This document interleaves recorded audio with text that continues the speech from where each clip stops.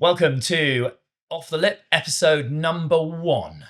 And who would you want in season 2 to kick off what has been an incredible summer season? The 2 times defending Boardmasters champion. He has just been crowned last night under 18 Surfer of the Year, Men's Surfer of the Year. He's sitting next to his dad. Welcome to the stage, Lukas Skinner and Ben Skinner. The Skinners are in the house. Yeah, thanks for having us. Yeah, stoked to be here. I've had loads and loads of people that have messaged through the podcast saying, who do you want on season 2? Who do you want? And if I had £1 for every time the Skinners had come up, I would be a rich man right now. So guys, I'm honoured to have you on the sofa. I've known Ben through competitive years many times. In fact, Ben's been in my house a long time ago with James Parry. Yep. So it's lovely to have you on. And I've watched Lukas grow up from a Grom in all of our junior surf series, as well as some of the junior events as I've commentated. And to have you sitting on the stage now in the role, talk to you today is an absolute privilege. And it feels like I've watched from afar as this amazing career has developed. So we're going to get into it. We're going to dive into it. We're going to talk about Ben, where you're going soon. It's not all about Lukas, Ben. I really do want to talk to you. I'm fine with that. I really wish I had hours to talk to you both. So let's start. Lukas, you... born and raised down here, and Perranporth has always been home. Yeah, Perranporth up in Joskin. Yeah, it's a great place. I actually lived there for a small period of time myself on my teacher training. And what are your first memories of, if you can look back that in terms of surfing? Yeah, I think my first memories was actually at Perranporth, at high tide in between the Chapel Rock there on the beach and the cliff. There's like a right river mouth. It's only small. It's not very good, but that's kind of where it all started. I'd surf there with a couple of friends. Dad would be pushing me in, and then over in Aggie as well in the winter days when I wouldn't want to go in. It's a bit cold and a bit big, but yeah, I think the first ones really are in between that rock and yeah, it's a pretty fun wave. I still longboard there a bit now. So, yeah, it's every spot has that kind of little inside corner that the Groms sort of just get their feet in the wax. We've got Summerlees in Bude. It's a little harbour mouth, and the little Groms can get protection. You described there. And Aggie is a good place to go, I believe, like southwesterlies, out of the wind, a bit more protected. Don't want to give too much away. So you remember there. Who were your kind of like memories of kids surfing with that you were growing up with, and some of the people you spent a lot of time in the water when you were a kid? It was kind of me, Dad, and then Isaac Dakin. He was one of the ones that I was always with, and then just all the Aggie boys, Louis Ingram, Finley Lucas. There's so many I could name. Yeah. But I still surf with them all now, and it's pretty cool. We've built a really good relationship. All of us is a good group, and we kind of just pushed ourselves a lot. And then when I got a bit older, I was always more in Newquay a bit more, just because Dad works here. Obviously, Fishjaw is kind of always waves. And then surfing with like Finn Gillespie, Heath Gillespie, and then everyone in Newquay Board Riders and all that crew. So I've had a lot of people that I've grown up surfing with, and I still hang out with all the time now. That's a very special thing about you, Lukas, is that your fame hasn't really got, in terms of your personality, you're still a humble, great guy, respected by your friends, and you give a lot of time to your friends. When did you finally realise, or when did it click that actually your dad was a pretty big deal in terms of surfing? I think always, but it was one of them things, it was kind of just a normal thing. Dad was the same. He was just Dad when he was at home, and we used to go surf, and I used to watch him on the TV. I still watch him on the TV. I'm going to be watching him next week. But I think it was just a thing that was kind of just normal and natural, and I think it was good for me because I get to see that he's a competitor when he's in the heat, and he's normal when he's just normal old dad. that makes the best surfboards in the world for me. It's just cool to see the two different like lifestyles that you've got to have, and not become so surrounded and just being a competitor. Yeah, and he grounds you. Ben, Lukas mentioned that you're going to be being watched on the telly. Where are you heading off literally in a few hours?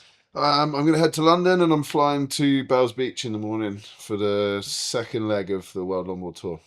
So first one was at Huntington. It's at Huntington. Where I saw some amazing clips. You dropping 9-point rides and big scores. How did you end up overall in sort of the first event in Huntington? I actually had a bit of a shocker, to be honest, in Huntington. I felt like my surfing was there, but the waves were like almost non-existent, especially in my heat. I think I had a 1 and a 4 in like a half an hour man-to-man heat, which is pretty bad.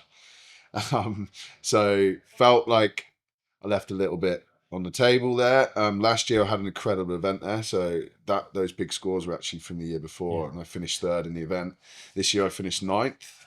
So yeah, probably one of the worst results I've had in the last 3 or 4 years. So that sucked a bit, but I'm also pretty fired up to get out to Bells, and I finished third there last year as well. So I love it. I love the wave. I love the place, and excited. Forecast is looking big, isn't it? It's looking solid. Yeah, it's definitely interesting. There's some smaller days in there as well, but there's definitely some solid surf coming. But it looks like it's going to be offshore, which, you know, to surf 4 to 6 foot offshore Bells in the heat is pretty amazing. So just the 4 of you in, or I'm 2 excited. of you in? Yeah, really excited.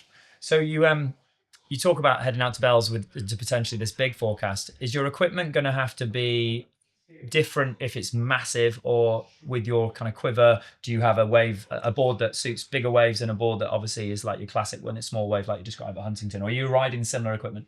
I'm riding really similar equipment, to be quite honest. I want to do the same surfing whether I'm on a 1 foot wave or a 6 foot wave.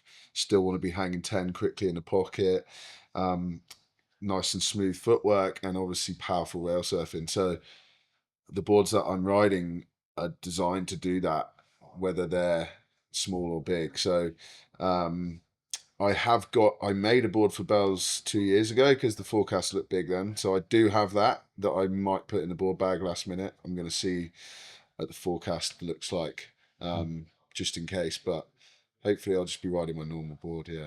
Sometimes riding that normal board, you're familiar with it. It feels good underneath your feet. Well, we wish you the best of luck. And we'll be following it. It's live streamed, isn't it? So we can watch it on the WSL. Yeah, exactly. Obviously, in Australia, slightly different times, so there's maybe some late nights we're going to be watching. But I can't wait to watch it, and we'll be hooting from back here. So, Lucas, we'll bring it back to you, and we'll talk about your kind of junior career. You were fortunate that the Junior Surf Series kind of kicked off, and you were still eligible for that. You'd obviously been doing a lot of competing. You'd already done a Boardmasters even before the Junior Series Surf Series started. I remember that edit of you as a tiny grom and then as funny and it was, what an amazing piece that was. If you haven't seen it, we'll try and find a link. But do you feel like the introduction of our Junior Surf Series, which your sister Lila has been heavily involved with as well, has that been a real benefit to immersing you in competitive experiences here? Yeah, I think definitely. I think having that especially for all the Groms now, that we don't have a lot of events in England at the moment. So for them it's amazing having a kind of tour like the UK Pro Surf Tour, which obviously I think that was the biggest one for me, getting to travel around the UK and I was doing 4 or 5 divisions and surfing all day in heats, and yeah, so it's just nice to see that those Groms have got some sort of kind of mini tour that they can all go and do events, and those events aren't just about like competing, it's about meeting all the new Groms, and that's where we got all our friends from. So it's one of them. It's like it did amazing things for my competitive like personality, but I met a lot of cool people, and that's just as important. Yeah. You're fiercely competitive in the water with those fellow friends, but when you're out the water, you're a brotherhood of really good mates who will travel the world, who've got each other's backs through all sorts of different things you're going to have in your future. And to be behind you and support you, you've had some real hurdles to overcome. I remember Gabe Llewellyn broke his leg, got hit and broke his femur. It was a horrendous break, and he was in a real prime of his junior career. You injured yourself in a skate park and ruptured your spleen? Yeah. Well, how old were you when that happened? How old was I? 10? No, 11. I was 11 or 12. 11 or 12. And that was a long recovery. Yeah, that was 5 months. 5 months. Yeah. 5 months out the water.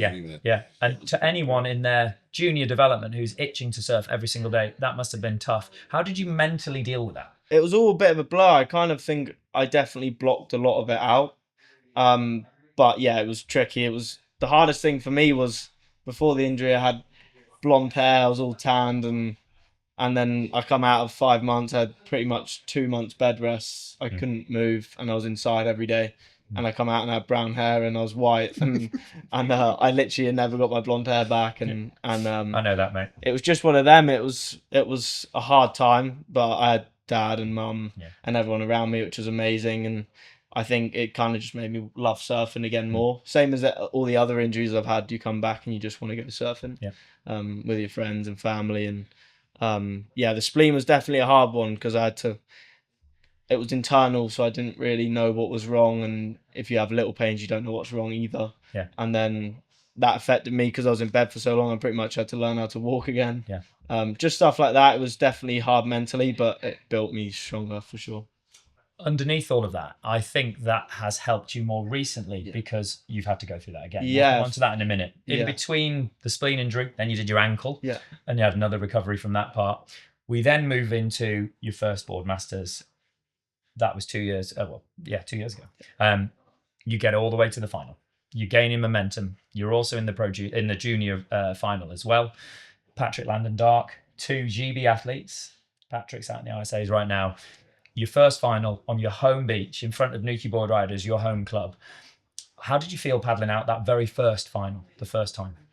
I was pretty calm. I was like, the year before, I actually had another injury. I broke my sesamoid, so I had another broken foot. So I was out for the Boardmasters before, and I watched the whole event, and I was just like fired up. So again, to be in Boardmasters, I was just happy, and I got to the final. I won the juniors, and then I had a kind of a build up. I watched Dad. What did you get, third that year? And I watched that, and then I had to kind of get back locked in and just did my normal routine. And ran down the beach all the way to North Corner and through the crowd. It was pretty cool. And I just paddled out and felt pretty calm, and I just felt like it was kind of my day. And then the heat was hard, like the waves weren't amazing. It was howling winds, and I just I believed in myself a lot. And yeah, I just made it happen. The last 5 minutes were the longest 5 minutes of my life. But yeah, that final was crazy. And to surf with Pat, another GB surfer, was crazy. And to be honest, I was really nervous, but I just managed to like breathe myself through it, and I was happy with second or first. I was there. That year, if I'm right, Ben, was also the year that you were on fire. Joel Tudor, final at Malibu. It seemed to be that everything was aligning in the Skinner family in terms of some incredible experiences. I watched all of your heats up in Malibu. Was you right? You were sleeping in a van just on the Yeah. I mean, I've always sort of been like that at contests. I've spent my life going to Europe, living in my van, so quite comfortable doing that. Yeah. I'm lucky. I have some good friends over there, so I was actually in my van, but sleeping on their drive that year. But that's where I'm happy. You know, this kind of being able to go where I want when I want to go, and not feel dependent on anyone, and just surf when I want to surf, you know. So I felt it was good. It was an amazing event for me, and obviously, you know, Joel was a full hero for mine when I was a kid. I met him when I was 8 years old in Jersey in the Channel Islands, and he actually signed me a poster to Ben, the hottest grommet in the world, Joel Tudor, when I was like 8 years old. So to end up in a final with him at Malibu was like crazy. It was the best moment of my career, really. I'm gutted I didn't win it. I actually felt like I believed I could beat him, and I could have if I'd have got another wave. So it was a real surreal experience, but one that I'll never forget, you know. Without doubt, and I don't know whether you feel it, but for me, and I've seen your career over a long period of time, is you were surfing the best we'd ever seen you surf. And that gives us, in our slightly older age, and I'm not saying you're as old as me, mate, but I'm getting there. You're showing that you're still able to mix it up, like as Kelly has done all the way through his career. He was still pushing it in his 40s and into his 50s as he's retired. You've still got what it takes to compete against the very best, which is 100%. Yeah. Does that come down to mindset?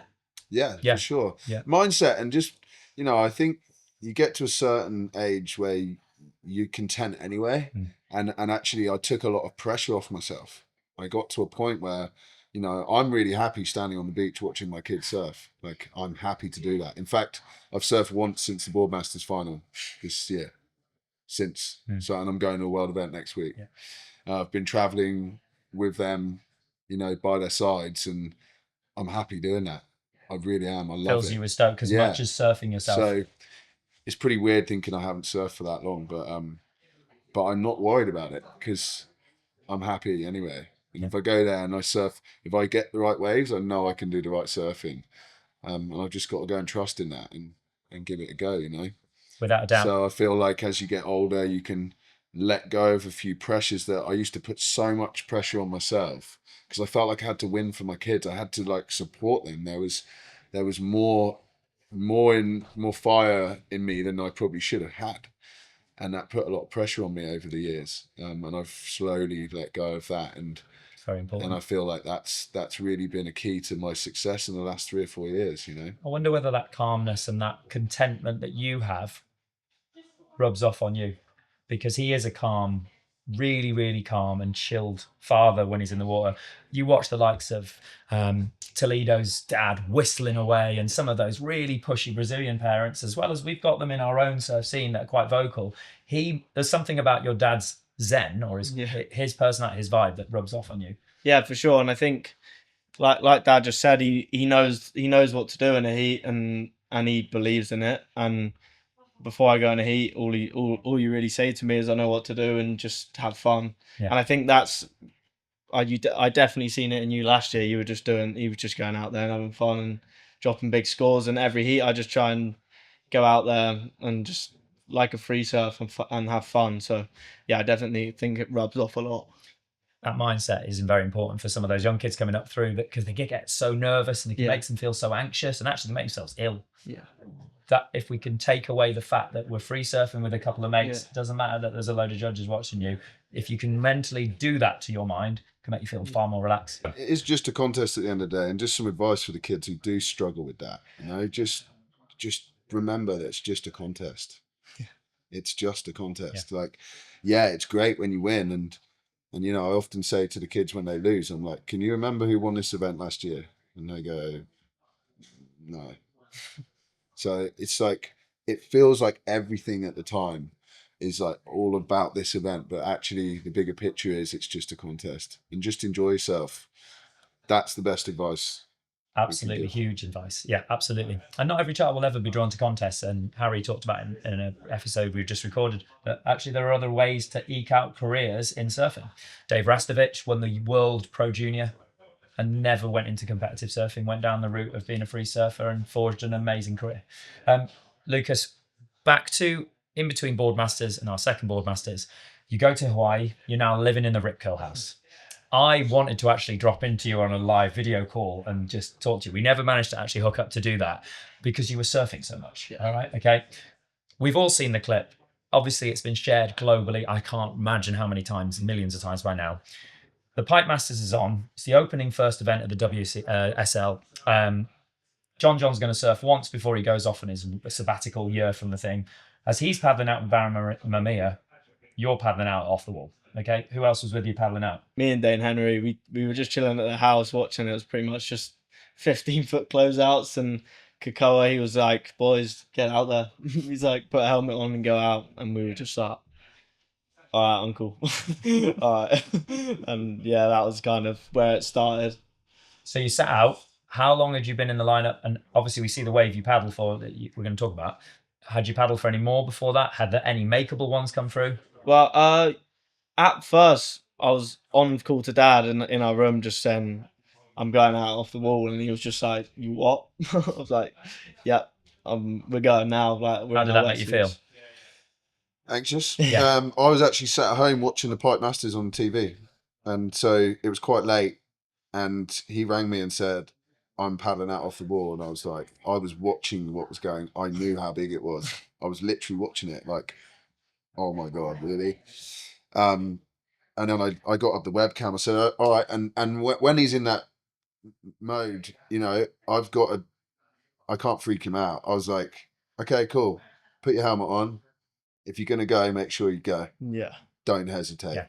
Don't And pull back in the that was the last thing. That's the last thing I could say to him. If you're gonna go, go. And we've all seen you went. Yeah, we walked down off the house straight onto the beach, and we were actually on the beach for about 10 to 15 minutes waiting for like this 20 wave third reef set come through, and we were kind of just waiting. Me and Dane were just kind of freaking out together, but we had each other to like kind of pass it on, and it was cool, and we paddled out, got a pretty gnarly one on the head.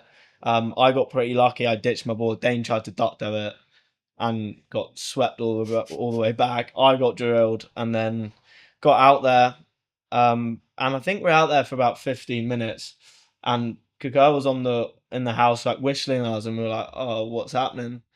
And there was this massive set coming in, and he was waving us like deep to back door, like to go closer to back door, because we were kind of out there. You feel really close to the contest, and he just kept whistling us over, so we just creeped over, and the set kind of just started to line up, and there was no other makeable wave before that. It was just straight closeouts, and the first wave of the set comes, and I was about to paddle over it. I was like, Dane, you can go, I'm not going. And then I like double looked, and I was like, hold on, this is a crazy one. And I was like, this is either going to be a really good choice and I'm going to get a crazy one, or I'm going to fall and get smoked and have a whole set on the head.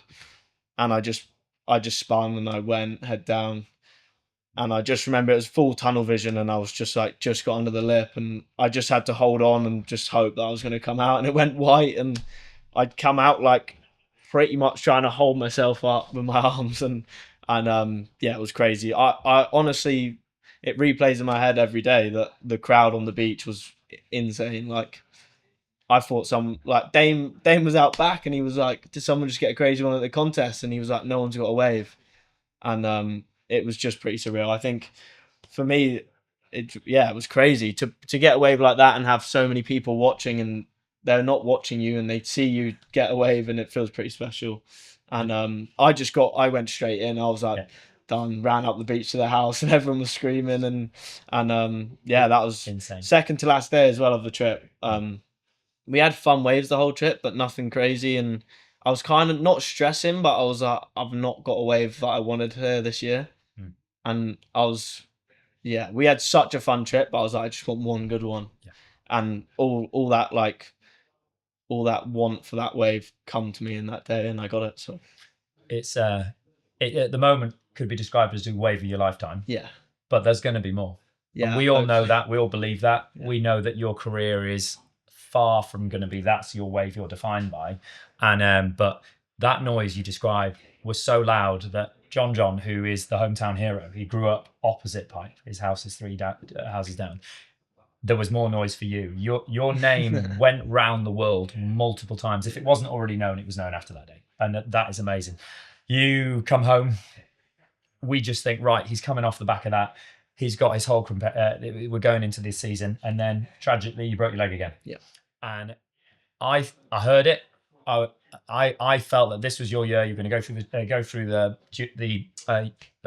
leg of the WQS here on the Euros. You're going to go to the Challenger Series. You're going to make it. I thoroughly believe it. We all believe it. Okay, it's not a matter of when. It's going to happen. All right. But that was that thing. But in my mind, I knew you've come back from your spleen. You come back from your ankle.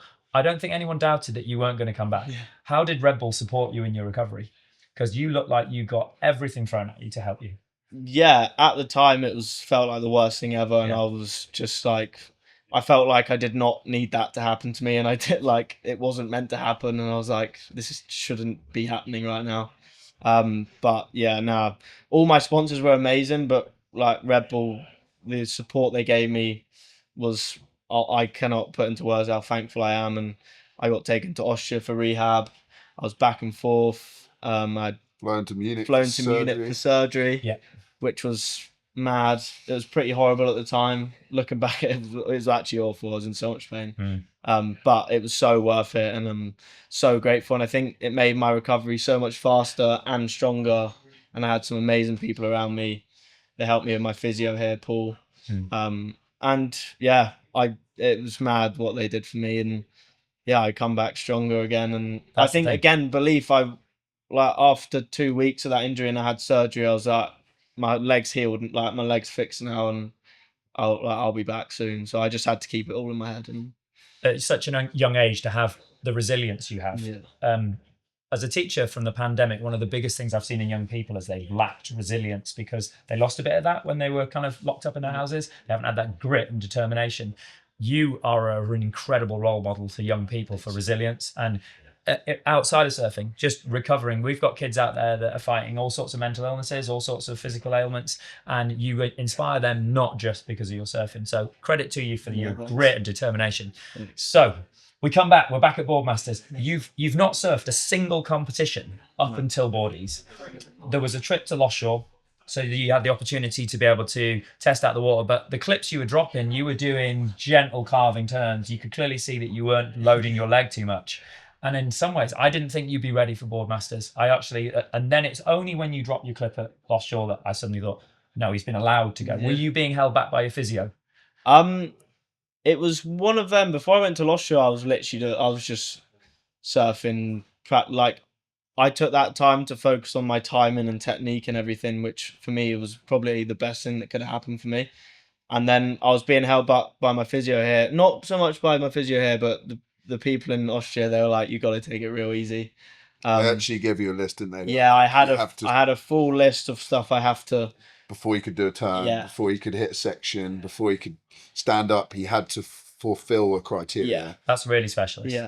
In flex, in movement, in strength, and that also, I think, although it was difficult to go through it gave you the confidence at each stage. Yeah. That you knew that he was ready for that.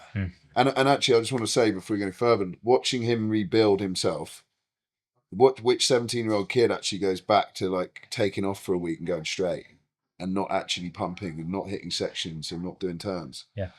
And any creases he may have had in his technique, he ironed them out in that process and then plugged all the good stuff back in. And it was amazing to see that actually happen. And like, again, just to some kids, just sometimes just go back to the beginning and almost restructure. It's a really important thing to do sometimes. And I watched it with him and it was incredible to see it and then build back up to obviously that day at Boardmasters, which I mean, Rob Machado, I remember that amazing movie that he did out in the Mentawis with Ross Williams and Kelly Slater. And some days he said, you just got to go straight. You just got to go straight down the line, just work on flow, developing pump and drive. And that's what you're saying. Yeah, because if you go back to your fundamentals and strip that back, you actually then can build things from it. It's an important lesson, and you've had to go through it. Yeah. So the first event, Boardies, you're back for year 2. Yeah. You are in the juniors, you're in the adults. Again, it seemed to be lining up, didn't it? Okay, big names, Andy Crea. You know, there were some huge names dropping into that event. Did you feel less pressure second year round, or just the same, or did it feel different? I had no pressure this year. Like, weirdly, I had nothing on me. Because like you said, I went to Lost Shore before and I was pushing the limits of what I was allowed to do in the wave pool that weekend that I went there, and it was a good thing for my confidence because I knew I was fine after that.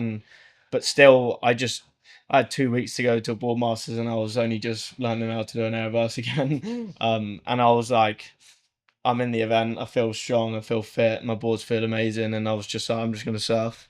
And I was happy to be in the event, so every heat I got through, I was just like, that's another heat that I didn't even know I was going to be in that I made. So I just took that the whole way, and I think the field was a lot more stat this year than last year, being a 2000 in the QS event. And yeah, I felt in flow state the whole event, and I was just in a really good place. I had Dad and we had Bo Bromman staying with us, who was coaching me, and yeah, I just had such a fun week, and I had obviously all my friends and family down there. And the waves are so fun. It's like my favourite fistule. And I was walking down for the final and I was just like, I can't believe how fun the waves look. I was like, I'm just going to go. Skate ramp. If I come fourth, I'm the happiest person ever. And if I come first, I'm the happiest person to ever live.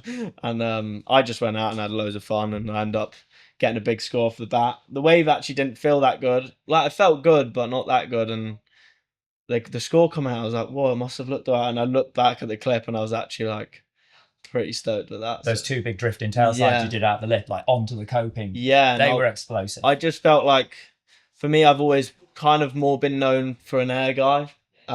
So to kind of win with my highest score being 2 turns, it felt pretty good as well. That was another thing just for my own sake, that I can win just doing big turns or whatever. So I had a lot of things that I did take away from the win as well. And yeah, it was definitely the best week ever. It certainly was. I was in Biarritz on a windowsill, surrounded by French people, screaming my head off with my wife Sam, my 2 boys. We looked like mentalists, but my God, what an amazing comeback from adversity. And that is an inspiring story in itself that people will talk about for years. Yeah, thanks.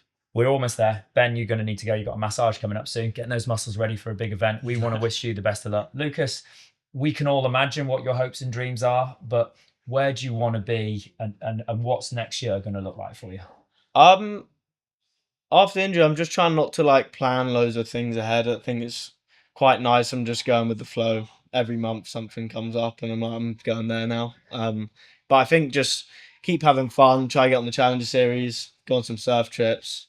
Just enjoy surfing and keep having fun, keep inspiring all the kids here and around the world. And Challenger's the goal, and then go for the Olympics and try to go for the tour as well. So I'm excited, and I feel like I'm in a good place. I got really good training plan in the gym with Jack Birch from Red Bull as well, and physio's going amazing. So I'm feeling really good.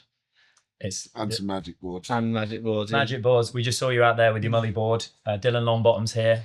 Absolute Aussie charging legend. Yeah. And he was holding the board and he was giving it a real critique, and he liked the look of it, didn't he? Yeah, that's another thing. I want to go to Ireland, and I want to go chill with all the boys over there and get some mully days, get some all the other waves over there, and just make some good connections. And I can't wait to take my mully board out to mully. And it was pretty nice to have Dylan's look on that board. I think same for Dad. It was nice just to know Dad's never really made a mully board, have you, or a big wave board. So we were just going off, and we were just kind of hoping, winging it. It but looks amazing. Feels amazing and looks amazing. So and he was definitely like, this is good. Yeah. And you're going to be happy on this. So Yeah.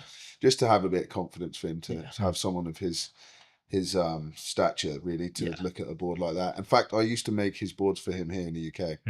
So I've got a good relationship with Dylan from time ago. And actually, that helped me a lot going into my shortboard shaping career is, being able to, he came and see me and we shaped boards together in the factory. And so it was really nice to see him. Yeah, he's a world-renowned shaper and big wave charger. No, he's equally and just a thought of. legend. Yeah, absolute legend. Guy. Absolute legend, yeah. And he's here at the UK Surf Expo, so we're capturing this amazing podcast. Lucas, Ben, you're all busy. I really appreciate the time you've come on to Off the Lip. I feel honoured to be in your presence, and I look forward to commentating you for many years. Just keep going, and that destiny will be yours. All right? Thanks, man. Thank you, guys. All right. Legend. I've been running from the wind. I can feel the darkness creeping in. I'm Martin Reay, and I'm your host of Off the Lip, brought to you by Surfing England, the national governing body of surfing in England. Thank you to the Caravan and Motorhome Club, our headline sponsor, and to Mora Media House for creating these podcasts. You soothe my woes when the day is done.